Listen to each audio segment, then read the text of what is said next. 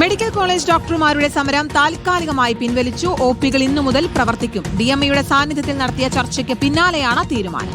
നാളെ മുതൽ മെഡിക്കൽ വിദ്യാർത്ഥികൾക്ക് ക്ലാസുകൾ നൽകുമെന്ന് KGMCTA വ്യക്തമാക്കി. ശമ്പള പരിഷ്കരണ കുടിശ്ശികയിലെ അപാകതയിൽ നിയമോപദേശം തേടിയതിനു ശേഷം മറുപടി നൽകുമെന്ന് സർക്കാരും വ്യക്തമാക്കി. ഷബാസ് അഹമ്മദ് ഉണ്ട് വിശദാംശങ്ങൾ നൽകാൻ. ഷബാസ്, ഇന്നലെ നടത്തിയ ചർച്ചയിലെ തീരുമാനങ്ങൾ എങ്ങനെയൊക്കെയാണ്? ഇത് എത്രത്തോളം അംഗീകരിച്ചുകൊണ്ടാണ് തീരുമാനത്തിലേക്ക് എത്തിയിരിക്കുന്നത് KGMCTA?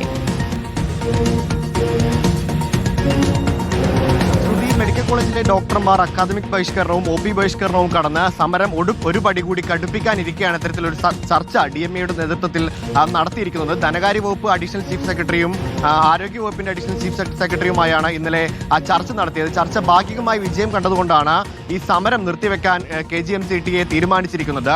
ഈ അക്കാദമിക് ബഹിഷ്കരണവും OP ബഹിഷ്കരണവും മാത്രമാണ് നിർത്തുന്നത്. ഈ പൂർണ്ണമായ ആവശ്യങ്ങൾ അംഗീകരിക്കുന്നതുവരെ റിലേ സമരവും ഈ ചട്ടപ്പടി സമരവും നടത്തുമെന്നാണ് KGMCTA അറിയിച്ചിരിക്കുന്നത്.